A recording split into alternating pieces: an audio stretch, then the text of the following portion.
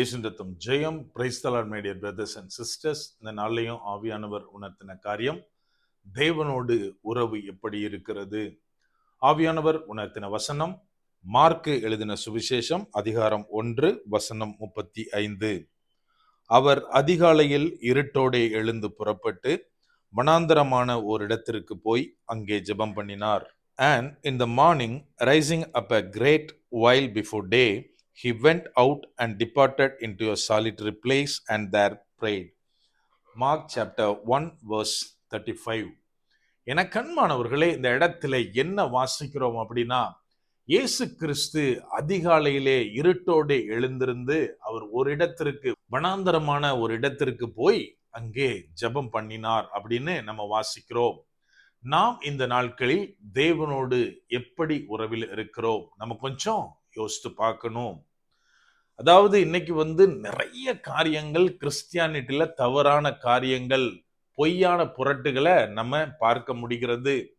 அதுல ஒரு முக்கியமான விஷயம் என்ன அப்படின்னா, அநேகர் கொண்டு வருகிற காரியம், இயேசு கிறிஸ்துவின் இரத்தத்தினால நம்ம அவருடைய பிள்ளைகள் ஆகிவிட்டோம், சோ நம்ம ஜெபம் பண்ண தேவையில்லை, பைபிள் வாசிக்க தேவையில்லை, நமக்கு அதிகாரம் கொடுக்கப்பட்டிருக்கிறது, சோ நம்ம வாயின் வார்த்தைகளினாலே, நாம் அதை சொல்லுகிறதுனாலே எல்லாவற்றையும் சுதந்திரித்துக் கொள்ள முடியும் அப்படின்னு ஒரு தவறான போதனை இன்னைக்கு அநேகராலே கேட்க முடியும். அதாவது பிசாசுடைய ஒரு பெரிய தந்திரம் என்ன அப்படின்னா, அவன் 100% பொய்யை கொண்டு வரமாட்டான், பாதி உண்மையை சொல்லி அதனோடு கூட சேர்ந்து பொய்யை கலந்துருவான். இவர்கள் சொல்வதை போல நாம அவருடைய இரத்தத்தினால பிள்ளைகளாக மாறி இருக்கோம், நாம அவருடைய அப்பா மகன்ற உறவுலதான் இருக்கிறோம். ஆனாலும் அதற்காக நம்ம ஜெபம் பண்ண தேவையில்லை, வேதம் வாசிக்க தேவையில்லை அப்படின்றது மாய்மாலமான காரியம். நம்ம வீடுகளை எடுத்துக்கிட்டோம் அப்படின்னா, நம்முடைய பிள்ளைகள் நம்ம கூட இருப்பாங்க, நம்முடைய சொந்த பிள்ளைகள் தான். ஆனாலும் நம்மளுக்குள்ள, அதாவது நமக்கும் பிள்ளைகளுக்கும் இடையில எந்த விதமான கம்யூனிகேஷனும் இல்லை அப்படின்னா, அவங்களால தாங்கள் நினைக்கிறத நம்ம அவங்களுக்கு கொடுக்க முடியுமா, அல்லது நாம நினைக்கிற மாதிரி, நாம விருப்பப்படுற மாதிரி, எதிர்பார்க்கிற மாதிரி காரியத்தை அவங்களால செய்ய முடியுமா, நம்ம கொஞ்சம் யோசித்து பார்க்கணும். அப்படியானால் ஒரு தந்தை மகன் எப்படி பேசினாலும் சரி, பேசலாட்டியும் சரி, அப்பா பையன்ற உறவு மாறாது. ஆனால் கம்யூனிகேஷன் அங்க ரொம்ப இம்பார்ட்டன்டான காரியமா கிரியேட் செய்கிறத நம்ம அண்டர்ஸ்டாண்ட் பண்ணிக்க முடியும். இந்த இடத்துல நம்ம வாசிக்கிறோம், இயேசு கிறிஸ்து என்ன பண்றாருன்னா, அதிகாலமே இருட்டோட எழுந்திருந்து தனியா ஒரு இடத்திற்கு, வனாந்தரத்திற்கு போய் ஜெபம் பண்ணினார், அதாவது தேவனோடு கூட பேசினார் அப்படின்னு நம்ம பார்க்கிறோம். நம்ம ஒரு விஷயத்தை யோசிக்கணும். நம்ம எல்லாருக்குமே தெரியும், தேவனுடைய குமாரன் தான் இயேசு கிறிஸ்து, அவராலே பூமியிலுக்கு நமக்காக அனுப்பப்பட்டவர் தான். அப்படியானால் அவர் எதுக்காக தந்தை இடத்தில் தனியாக போய் ஜெபம் பண்ணணும்? ஏன்னா நமக்கு எல்லாத்துக்கும் தெரியும், அவர்கள் மூவரு கடவுளாய் ஒருவர் தான், ஆனா 3 பேரா இருக்கிறாங்க.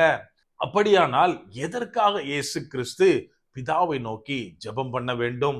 நம்ம கொஞ்சம் யோசிக்கணும். இன்னொரு பக்கம் பார்த்தா, அதுக்கு முன்னாடி இருந்த நம்ம வசனங்களை வாசித்தா தெரியும், அவருடைய மினிஸ்ட்ரி ரொம்ப அழகா போயிட்டு இருக்கு, அவ்வளவு பேர் சுகம் கிடைக்குது, அற்புதங்கள் நடக்கிறது. இருந்தாலும் தான் தேவன்கிட்ட ஜெபம் பண்ணினதை நம்ம பார்க்க முடிகிறது. நம்ம எத்தனை பேர் இந்த மாதிரியாக ஜெபம் பண்றோம் அல்லது ஜெபம் பண்ண தவறி கொண்டு இருக்கிறோம்? நம்ம கொஞ்சம் யோசித்து பார்க்கணும். கொஞ்ச நாளைக்கு முன்னாடி இன்டர்நேஷனல் லெவல்ல மினிஸ்ட்ரி பண்ற ஒரு ஊழியக்காரருடைய இன்டர்வியூ அந்த வீடியோவை நான் பார்த்தேன். அதுல அவர் சொல்றாரு, நான் மினிஸ்ட்ரியில தேவனாலே பயங்கரமா பயன்படுத்தப்பட்டு கொண்டிருந்தேன், உலகம் ஃபுல்லா என் மினிஸ்ட்ரி போயிட்டு இருக்கு, வேர்ல்டு ஃபுல்லா நான் போய் பிரேயர் நடத்துறேன், இன்னும் மீட்டிங்ஸுக்கு போறேன், இன்னும் அநேக காரியங்கள் என்னை தேவன் யூஸ் பண்ணிட்டு இருக்கிறாரு. ஆனா கிட்டத்தட்ட 3 இயர்ஸா நான் என்னுடைய வாழ்க்கையில தனியா உட்கார்ந்து ஒரு நிமிஷம் கூட நான் தேவன்கிட்ட பிரேயர் பண்ணவே இல்லை அப்படின்னு. நம்ம நல்லா புரிஞ்சுக்கணும், அவர் தனிப்பட்ட உறவுல அவர் கூட இல்லைனாலும் அவரை தேவன் பயன்படுத்தத்தான் செய்தார். அவருடைய ஊழியத்துல அற்புதம் நடக்கத்தான் செய்தது, ஆத்துமாக்கள் ரட்சிக்கப்பட்டார்கள். இன்றைக்கு நம்முடைய ஊழியமா இருக்கட்டும், நம்முடைய வாழ்க்கையா இருக்கட்டும், எல்லாம் ஸ்மூத்தா ரொம்ப நல்லாவே போயிட்டு இருக்க மாதிரி இருக்கும். ஆனால் தனிப்பட்ட முறையில நமக்கும் தேவனுக்குள்ள உறவு எப்படி இருக்கிறது? நாம் ஜெபிக்கிறோமா? அவரோட உட்கார்ந்து டைம் ஸ்பெண்ட் பண்ணி பேசுகிறோமா? நம்ம கொஞ்சம் யோசிக்கணும். இதுல இன்னொரு காரியத்தை இயேசு கிறிஸ்து நமக்கு கற்றுத் தருகிறார். அவர் என்ன பண்றாருன்னா, எழுந்திருந்து அங்க படுத்திருந்தவங்க மத்தியில முழங்கால் போட்டோ அங்க இருந்தோ ஜெபம் பண்ணல, மாறாக வனாந்தரமான ஒரு இடத்திற்கு போய் ஜெபம் பண்ணினார் அப்படின்னு நம்ம வாசிக்கிறோம். இன்னைக்கு நம்மள அநேகர் என்ன தெரியுமா பண்றோம்? நம்ம ஜெபம் பண்ண ஆரம்பிப்போம், ஜெபம் போயிட்டே இருக்கும், திடீர்னு நம்மளுக்கு ஒரு மெசேஜ் வரும் மொபைல்ல, இம்மீடியட்டா அதை எடுத்து பார்த்துட்டு அதுக்கு ரிப்ளை பண்ணிட்டு இருந்தாலும் நம்முடைய வாய் வந்து ஸ்தோத்திரம் ஸ்தோத்திரம்னு ஜெபித்து கொண்டு இருக்கும். இது எப்படி இருக்கும்? நம்ம கொஞ்சம் யோசிக்கணும். நம்ம வந்து நம்ம பிள்ளைங்கள்ட்ட ஏதோ ஒரு காரியத்தை குறித்து பேசிட்டு இருக்கோம், அவங்களோட பார்வை வேற எங்கேயோ போயிட்டு இருக்கு, வேற ஏதோ மொபைல்ல நோண்டிட்டு இருந்தா பேசுற நம்மளுக்கு எப்படி இருக்கும்? அந்த மொமெண்ட்ல அப்படி அறையலாம் போல இருக்கும். அப்படியானால் அதே தவிர இன்னைக்கு நாம செய்து கொண்டிருக்கிறோமா? நம்ம கொஞ்சம் யோசிக்கணும். என கண்மானவர்களே, நாம வந்து ஜெபத்துக்கு, அதாவது ஜெபம்னா என்ன? தேவனோடு கூட பேசுறது. நான் அந்த டைமுக்கு எவ்வளவு இம்பார்ட்டன்ஸ் கொடுக்கிறேனோ அந்த அளவிற்கு என்னுடைய வாழ்க்கையில தேவனுடைய காரியங்கள் நடக்கிறத நாம் பார்க்க முடியும். நாம் எப்போது இந்த காரியத்தை ஒழுங்குபடுத்தி நமக்கும் தேவனுக்குமான உறவுல ஸ்ட்ராங் ஆகிறோமோ, அப்போது தேவன் நம்மை கொண்டு பெரிய காரியங்களை செய்வதை நாம் பார்க்க முடியும். அப்படியே கண்களை மூடுவோமா? அன்பான ஆண்டவரே, இந்த நேரத்திலே அப்பா உம்மை நோக்கி பார்க்கிறோம். ஆவியானவர், நீர் எங்களோட இருக்கிறீர், அதற்காய் நன்றி செலுத்துகிறோம். அப்பா, நீர் எங்களை உமது பிள்ளைகளாக வைத்திருக்கிறீர் தகப்பனே. அந்த மேலான கிருபைக்காய் நன்றி செலுத்துகிறோம். அப்ப அநேக நேரத்துல நாங்க அதை கிராண்டடா எடுத்துக்கிறோம் தகப்பனே. ஆவியானவரே, நாங்க அப்படி எடுக்காமல் உம்மிடத்துல ஒரு பயபக்தியோடு, ஒரு நடுக்கத்தோடு பரிசுத்தமானவரை ஆராதிக்க ஆவியானவரே நீர் எங்களுக்கு கற்றுத்தாங்க.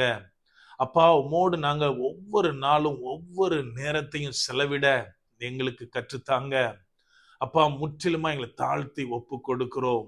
பலப்படுத்தி ஆசீர்வதிங்க. மீட்பர் இயேசுவின் மூலம் ஜெபிக்கிறோம். ஜெபம் கேளும் எங்கள் நல்ல பிதாவே. ஆமென். God bless.